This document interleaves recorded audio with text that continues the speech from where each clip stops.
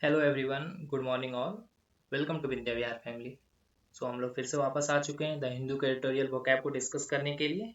चलिए time waste ना करते हुए इस लेक्चर को कंटिन्यू करते हैं। और हाँ, लेक्चर को लास्ट तक देखें क्योंकि लास्ट में एक बहुत सारा इंपॉर्टेंट वर्ड को मैंने डिस्कस किया है।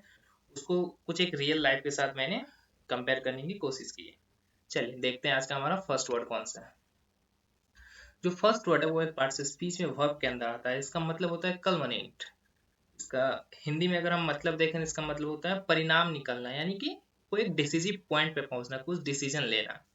जैसे कि the celebration will culminate with a dinner, यानी कोई भी आप लोग कुछ भी सेलिब्रेट करते हो, कोई भी ओकेजन को सेलिब्रेट करते हो, तो सबसे लास्ट में क्या करते हो? डिनर करते हो। डिनर करके ओकेजन को खत्म करते हो, यानी कि सेलिब्रेशन को खत्म किए एक डिनर के साथ।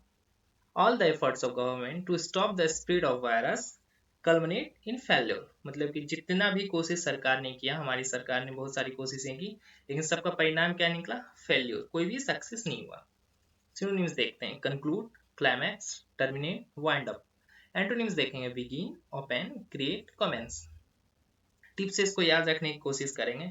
गवर्नमेंट ने बहुत कोशिश की वायरस को फैलने से कम करने की, बट सबका कल्मिनेट फेल्योर ही निकला, यानी कि किसी का कोई रिजल्ट पॉजिटिव नहीं निकला।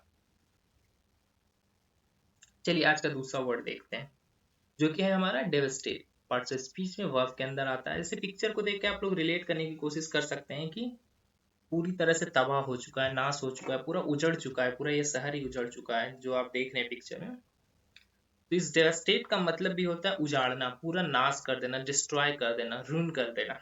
जैसे कि सेंटेंस से समझने की कोशिश करेंगे। मोस्ट फेमिलियर सेंटेंस है ये। The nuclear attack devastated the whole town in one stroke, यानी कि न्यूक्लियर का जो अटैक हुआ उसने पूरे शहर को एक बार में ही उजाड़ दिया, नाश कर दिया। सिनोनिम्स देखेंगे। Destroy, demolish, ruin, rack. जितने सारे सिनोनिम्स है, सारे मोस्ट अप्रोप्रिएट सिनोनिम्स है डेवास्टेट के।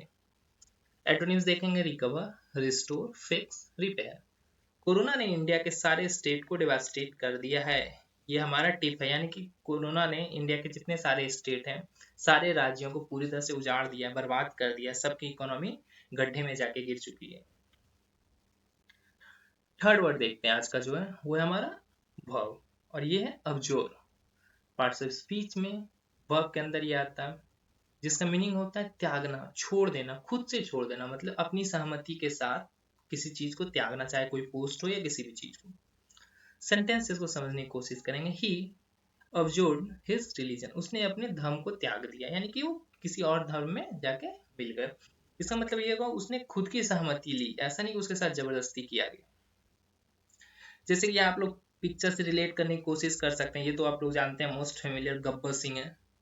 गब्बर सिंह ने गोली को छोड़ के, बंदूक को छोड़ के बैलून पकड़ लिया, और वो क्या बोल रहा है? आई अब्जोर वायलेंस, मैं वायलेंस को त्याग रहा हूं, मैंने वायलेंस को त्याग दिया।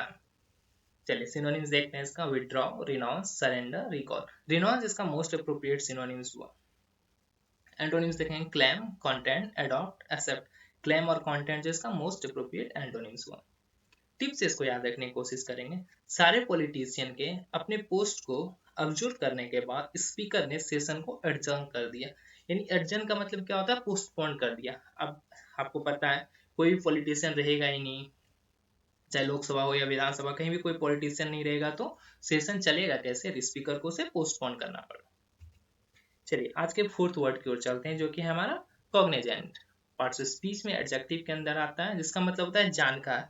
हाँ, ये कॉग्निजेंट नाम की एक कंपनी भी है, उससे आप लोग कंफ्यूज ना करें इस वर्ड को। इसके एक वर्ड है, एडजेक्टिव है, जिसका मतलब होता है जानकार, जिसको बहुत ज्यादा नॉलेज हो, किसी चीज के बारे में ज्यादा अवेयरनेस हो। जैसे कि सेंटेंस हम लोग देखते हैं। Every Indian was Cognizant of the truth about Britishers, यानी कि सारे इंडियन को, जितने सारे भारतीय थे, उन लोगों को पता था, उन लोगों को जानकारी थी कि ब्रिटिशर्स क्या चाहते हैं, ब्रिटिशर्स का असली चाहत क्या है, असली सच क्या है, वो लोगों को पता था। फिगर से यहाँ देखने की कोशिश कर रहे हैं। ये देखिए कॉग्निजेंट है, इसको आप कंपनी से भी रिलेट कर सकते हैं और इससे भी रिलेट कर सकते हैं। आपके बारे में सबसे ज्यादा जानकारी किसको हो सकती है? आपके फ्रेंड को। फ्रेंड को किसी एक फ्रेंड को किसी दूसरे फ्रेंड के बारे में सबसे ज्यादा जानकारी होती है। यहाँ से हम रिलेट कर सकते हैं, चार फ्रेंड बैठे हुए हैं, चारों को एक दूसरे के बारे में सबसे ज्यादा अवेयरनेस है। सिनोनिम्स देखेंगे। Sensible, aware, conscious, mindful. Antonyms देखेंगे। Oblivious, unaware, careless, incautious. Tips से इसको याद रखने की कोशिश करेंगे। कॉग्निजेंट कंपनी में काम करने वाले इंजीनियर्स को कॉग्निजेंट होगा कि कितना जॉब लॉस हुआ है कोविड-19 के कारण।